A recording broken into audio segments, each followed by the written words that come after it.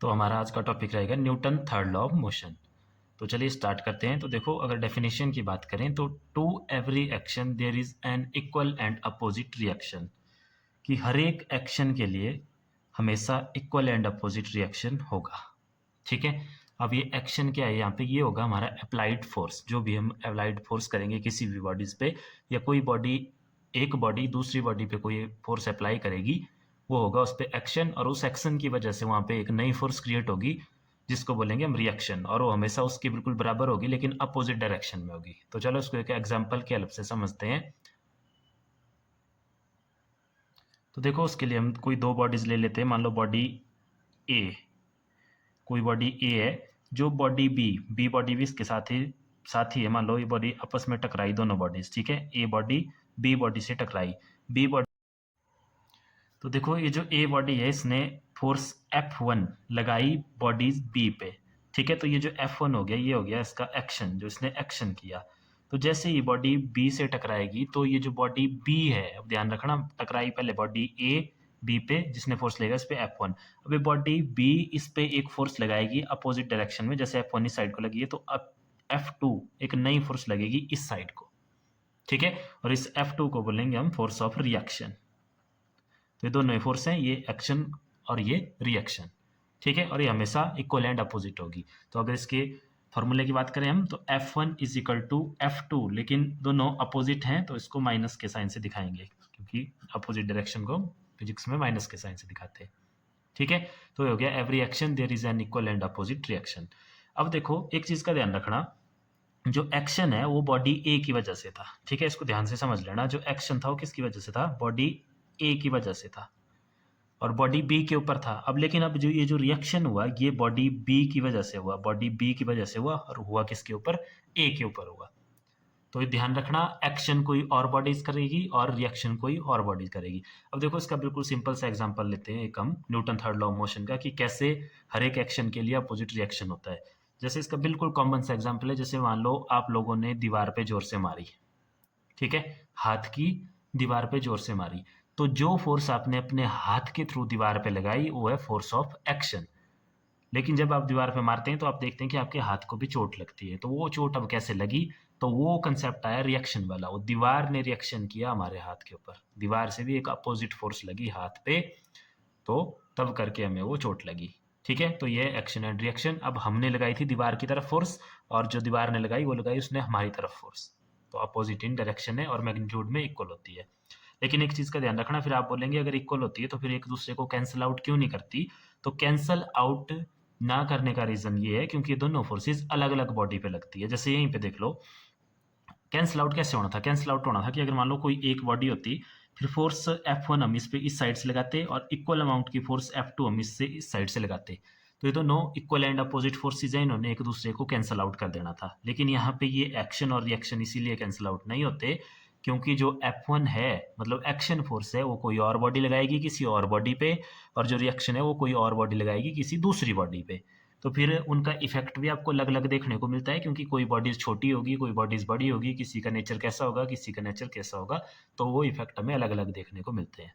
देखो, और इसके कुछ इंपॉर्टेंट पॉइंट है, जैसे अभी मैंने आपको बोला भी, action and reaction forces never act on a same body, same body पे ये कभी भी नहीं लगेगी। ठीक है, दूसरा है, action and reaction forces are equal in magnitude but opposite in direction. Magnitude में हमेशा इक्वल होती है लेकिन इनकी डायरेक्शन अपोजिट होती है। जैसे फॉर एग्जांपल वही, अगर हम इस पेज में अपने हाथ की तरफ से ऐसे फोर्स लगाएं नीचे वाली साइड, तो हम लगा रहे हैं इसमें नीचे वाली तरफ को फोर्स, और सेम ये कॉपी मेरे हाथ में भी फोर्स लगाएगी लेकिन वो लगेगी ऊपर वाली साइड। मैग्नीट्यूड उनका सेम रहेगा बट डायरेक्शन अपोजिट, और कैंसल आउट भी नहीं करती, वो मैंने आपको बता दिया कंसेप्ट। अब देखो, कुछ एग्जाम्पल देखते हैं, एग्जाम्पल की हेल्प से और समझते हैं न्यूटन थर्ड लॉ को। तो पहला एग्जाम्पल है, when a ball is dropped from some height it rebound after striking against the floor. तो ये आप लोगों ने देखा है, चाहे आप कोई भी बॉल ले लो, चाहे टेनिस बॉल है, चाहे आपके पास वॉलीबॉल है, जब आप उसको कुछ हाइट से फेंकेंगे ग्राउंड के ऊपर, तो वो क्या करेगी, जैसे ग्राउंड को टच करेगी उसके बाद वापिस ऊपर वाली तरफ उछलेगी। तो उसका रीजन क्या है, उसका रीजन भी वही है, Newton third law of motion. जैसे ही उसने ग्राउंड को टच करा वो हुआ उसका एक्शन। अब बारी है ग्राउंड की। अब ग्राउंड उस पर एक अपोजिट फोर्स लगाएगा ऊपर वाली तरफ, दैट इज रिएक्शन, उसकी वजह से वो वापस ऊपर आती है। ठीक है, ये हो गया इसका एक एग्जाम्पल। अब देखो दूसरा important example, walking on a surface. Walking on a surface मतलब जो हम चलते हैं उसमें भी न्यूटन थर्ड लॉ की एप्लीकेशंस हैं। अब वो देखो कैसे है, तो इसको भी एक एग्जाम्पल से समझते हैं, या देखो इसको हम यहाँ से समझेंगे। ये मान लो कोई किसी इंसान का पैर है, ठीक है। तो जब हम चलते हैं तो आप देखते हैं कि जो पीछे वाली साइड है पाँव की वो ऊपर उठी हुई होती है, और आगे से हमारा पाँव ग्राउंड को पुश करता है नीचे वाली साइड, नीचे वाली साइड भी, और वो पीछे वाली साइड को इस तरह से पुश करता है। ठीक है, ये फोर्स लगाई हमने किसके ऊपर, ग्राउंड के ऊपर, मान लो एफ। ठीक है, ये फोर्स लगाई हमने, या इसको मान लो F1, ये हुआ हमारा एक्शन। ठीक है, ये फोर्स हमने लगाई ना, और एक फोर्स ऑटोमेटिक लगेगी हमारे वेट की वजह से, और वेट होता है हमेशा आपको पता है नीचे वाली साइड, डाउनवर्ड, W। अब उसके बाद क्या होगा, न्यूटन थर्ड लॉ के अकॉर्डिंग अगर हमने एक्शन किया है तो ग्राउंड हमारे ऊपर या सरफेस हमारे ऊपर रिएक्शन करेगा और अपोजिट इन डायरेक्शन करेगा। तो एक्शन ऐसे को होता है इस साइड, तो रिएक्शन जो होगा ये होगा इस तरह से, R या F2 बोल दो इसको। ये F2 क्या है, फोर्स ऑफ रिएक्शन है। ठीक है, इतना ये रिएक्शन हुआ ग्राउंड की हेल्प से। अब देखो अगर आपने वेक्टर अलजेब्रा वाला चैप्टर ध्यान से पढ़ा है तो वहाँ पे हम वेक्टर्स को रिजॉल्व करते थे। तो अगर इस वाले वेक्टर को हम रिजॉल्व कर दें, रिजॉल्व करने का तरीका वही है, जैसे वेक्टर है वैसे ले लेना। अब इसको क्या करना है, इसके ऊपर मैंने आपको बताया था कि ऐसे प्लस का साइन बना देना, फिर जिस कोऑर्डिनेट में ये आ रहा हो वो उसके पार्ट्स होंगे। तो जैसे इन दोनों में आया तो एक पार्ट ये हो गया इसका, एक पार्ट ये हो गया। अब जैसे सरफेस क्या कौन सा, ये वाला है ना सरफेस, तो जो सरफेस वाला पार्ट होता है उसको बोलते हैं हॉरिजॉन्टल कर पार्ट। तो ये आ गया इसका हॉरिजॉन्टल पार्ट, F2 का हॉरिजॉन्टल पार्ट आया, ठीक है, H से लिख लिया मैंने इसको, और ये इसका वर्टिकल आया, इसको मैंने B से लिख दिया। और एक इसके पार्ट्स हैं, इसके हैं। अब इसको रिजॉल्व कर दिया हमने इन दोनों पार्ट्स में, इस फोर्स को। ठीक है, अब देखो क्या हुआ यहाँ पे, जो इसका वर्टिकल पार्ट था किसका, रिएक्शन का, जो ग्राउंड ने किया हमारे पाँव के ऊपर, उसने हमारे वेट को बैलेंस करा। ठीक है, उसका यूज कहाँ हो गया, हमारे वेट को बैलेंस करने में। और अब ये H किस तरफ लग रहा है, ये देखो H लग रहा है हमारे पास आगे वाली फॉरवर्ड साइड, फॉरवर्ड साइड ये रिएक्शन हो रहा है। तो ये यही फोर्स हमें आगे वाली साइड चलने के लिए हेल्पफुल होती है। ठीक है, तो ये भी थर्ड लॉ के अकॉर्डिंग ही हुआ।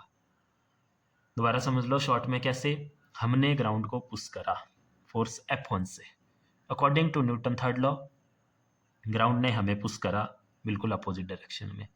अब एक वेक्टर है एक, तो इसको हमने रिजॉल्व कर दिया टू कंपोनेंट्स में, vertical component and horizontal component. Vertical component हमारे वेट को बैलेंस कर रहा है, और जो हॉरिजॉन्टल कंपोनेंट है वो हेल्पफुल होगा फिर हमें आगे ले जाने के लिए, जिससे हमें एक नेचुरल पुश मिलेगा आगे की तरफ। तो ये हो गया walking on a surface, Newton third law की एप्लीकेशन। कुछ और एग्जांपल्स, तो नेक्स्ट एग्जांपल है वाइल स्विमिंग। तो स्विमिंग आप लोग सभी करते हैं, तो देखो स्विमिंग में कॉमन सा कंसेप्ट होता है, जब भी हमें वाटर में स्विम करना होता है तो हम उस वाटर को पीछे की तरफ धकेलते हैं अपने हाथ और पैर का यूज करके। ठीक है, तो a man pushes the water backward, किस तरफ, backward, why with his hand, the reaction force offered by the water to the man pushes him forward. ऐसे एज्यूम कर लो, देखो यहाँ वाटर है, ठीक है, ये सारा का सारा वाटर है। अब इस पे कोई ह्यूमन है यहाँ पे, अगर वो उसने हाथ से उस पानी को पीछे वाली साइड पुश करा, पीछे वाली साइड पुश करा, वो किया उसने वहां पे एक्शन किया, एक्शन। तो अब वो वाटर भी क्या करेगा, वाटर भी न्यूटन थर्ड लॉ के अकॉर्डिंग एक फोर्स लगाएगा उसमें, किस तरफ, अपोजिट डायरेक्शन में, वो होगा उसका रिएक्शन। तो ऑटोमेटिकली उसको पुश मिल जाएगा आगे वाली साइड जाने के लिए। ठीक है, तो हम बोल सकते हैं कि न्यूटन थर्ड लॉ से स्विमिंग भी इसी की एप्लीकेशन है। ठीक है, next, a boatman pushes the river bank with a bamboo pole to take his boat into the river. ठीक है, तो इस पे भी क्या होता है, आप लोगों ने देखा होगा जैसे किश्तियाँ, जिनको नाव भी बोलते हैं हम, जब वो वाटर में चल रही होती है या किनारे से जब उनको वाटर में ले जाना होता है, तो तब वो उस पोल की हेल्प से उस किनारे को पुश करते हैं और वाटर में चली जाती है। लेकिन जब उनको वाटर में भी चलाना होता है तो सेम कंसेप्ट, जैसे स्विमिंग के टाइम में पानी को पीछे धकेलते हैं फिर पानी हमें आगे धकेलता है, सेम कंसेप्ट यहाँ है। बोटमैन भी क्या करते हैं, उनके पास एक बैम्बू से बना हुआ पोल होता है, उसकी हेल्प से वो वाटर को पीछे धकेलते हैं, और उस वाटर वो लगाई उन्होंने एक्शन उस वाटर पे। फिर न्यूटन थर्ड लॉ के अकॉर्डिंग वाटर क्या लगाएगा, उन पे एक रिएक्शन लगाएगा फॉरवर्ड साइड, और जिस वजह से वो रिएक्शन फिर उस बोट को आगे लेके जाएगा। तो उसमें भी ये हेल्पफुल है। और नेक्स्ट है इसमें मोशन ऑफ अ व्हीकल। तो मोशन ऑफ व्हीकल में भी सेम कंसेप्ट है, वही जो वॉकिंग ऑफ अ ह्यूमन था, जो भी हमने पिछले पेज पे देखा कि गाड़ी क्या करेगी, ग्राउंड को पुश करेगी नीचे वाली साइड और पीछे वाली साइड, उसकी वजह से रिएक्शन होगा फॉरवर्ड साइड के लिए और वो फिर आगे लेके जाएगा गाड़ी को। ठीक है, तो ये था न्यूटन थर्ड लॉ, तो इसको पढ़ लेना अच्छे से, बाकी देखेंगे हम नेक्स्ट वीडियो में। इस वीडियो में इतना ही, थैंक यू।